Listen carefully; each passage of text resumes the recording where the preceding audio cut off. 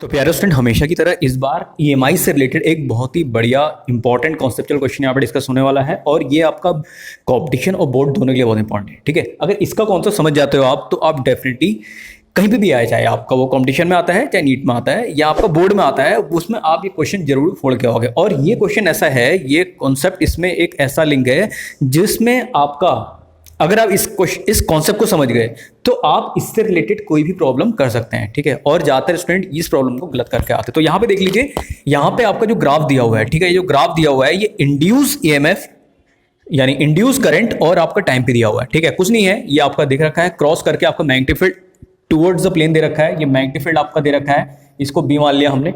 यहाँ पे कंडीशन दे रखी है कि हमने एक आपका इसमें एक कॉइल रखा हुआ है, ये आपका कॉइल रखा हुआ है। ठीक है, इनिशियली यहां पे रखा हुआ है, इस मेटेलिक कॉइल को हमने एकदम से हटा दिया मैग्नेटिक फील्ड से। ठीक है, शुरुआत में स्टार्टिंग में हमने यहाँ पे एक कॉइल रखा हुआ है, मेटेलिक कॉइल है, इसको हमने फिर यहां से हटा दिया है। तो हम जानते हैं जब भी आपका इंड्यूस ईएमएफ, ठीक है, इंड्यूस ईएमएफ कैसे प्रोड्यूस होता है, फैराडे ने क्या कहा था आपका, जब भी आपका E is equal to minus N D phi upon D T. ठीक है, ये डेफिनेशन है इंड्यूस ईएमएफ की। इंड्यूस ईएमएफ कब प्रोड्यूस होता है, जब फ्लक्स चेंज होता है। ठीक है, फ्लक्स कब चेंज होगा, जब फाई इज इक्वल टू कितना होता है बताइए, फाई इज इक्वल टू होता है B A cos of theta. ठीक है, या तो आपका मैग्नेटिक फील्ड में चेंज होना चाहिए या तो एरिया में चेंज होना चाहिए। एरिया किसका, जो आपका एक कॉइल का एरिया है। ठीक है, या फिर आपका जो एंगल है उसमें चेंज होना चाहिए। तीन में से किसी में भी अगर चेंज होता है, ठीक है, मैग्नेटिक फील्ड कैसे चेंज हो सकता है, वो तो हमारे हाथ में है। ठीक है, मैग्नेटिक फील्ड को हम कम ज्यादा कैसे कर सकते हैं, जब हम करंट को चेंज कराएं, क्योंकि जो मैग्नेटिक फील्ड होता है वो करंट पे डिपेंड करता है। एरिया कैसे चेंज हो सकता है, इसको मैं रिंग को कंप्रेस कम ज्यादा आपका इसको मैं छोटा बड़ा करूं, एरिया में कोई चेंज नहीं है, मैग्नेटिक फील्ड में कोई चेंज नहीं है, एंगल में कोई चेंज है, एंगल में जब हम इसको यहां से हटाएंगे तो एंगल में कोई चेंज नहीं आ रहा। तो चेंज किसकी वजह से हो रहा है, आपका फ्लक्स की वजह से। ठीक है, फ्लक्स जो चेंज हो रहा है, शुरू में यहाँ पे मैग्नेटिक फील्ड लाइन ज्यादा है, उसके बाद जब हमने हटा दी तो आपका मैग्नेटिक फील्ड लाइन कम है।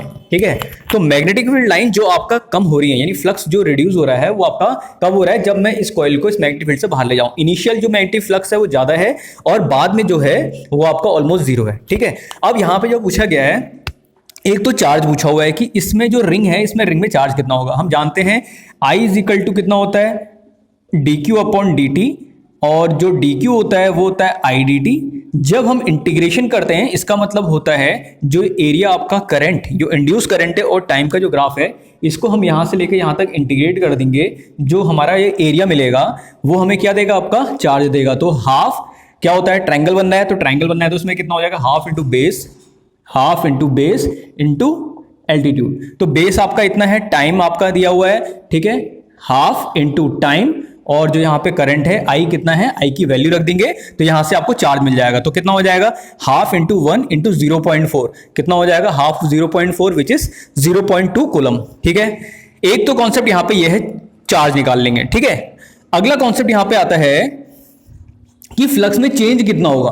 बस यहीं पे गलती हो जाती है, फ्लक्स में जो चेंज जो निकालना होता है यहीं पे स्टूडेंट गलत करके आते हैं। एरिया तो तुक्का मार के वहां पे सही करके आ जाएंगे, लेकिन जो चेंज इन फ्लक्स है वही नहीं हो पाता है।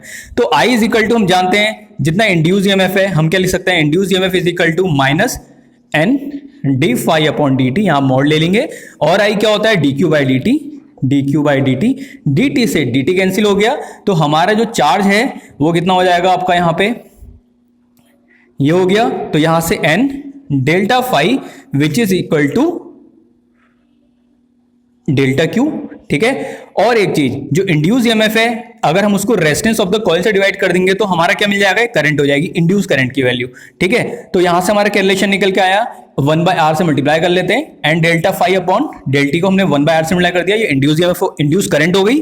तो बताओ कितना हो जाएगा यहाँ पे, and delta phi by R. ठीक है, तो यहां से हमारा फ्लक्स निकल के आता है, चेंज इन फ्लक्स। तो चेंज इन फ्लक्स कितना हो गया यहाँ पे, delta phi is equal to delta Q upon N into resistance.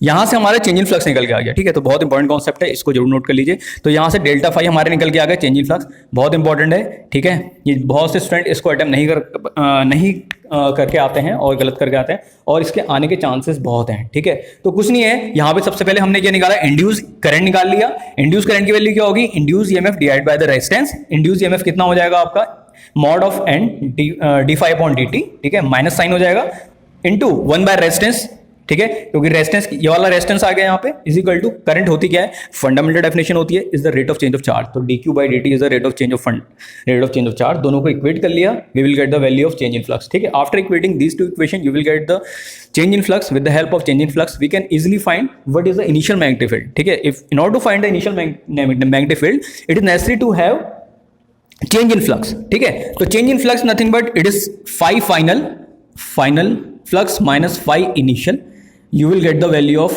delta q upon n into resistance.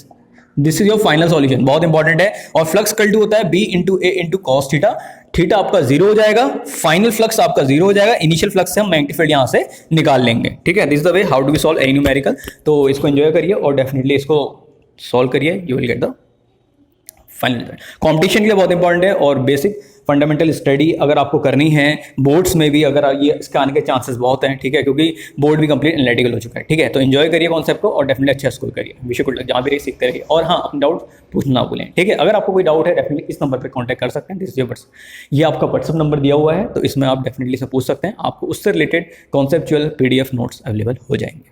जय।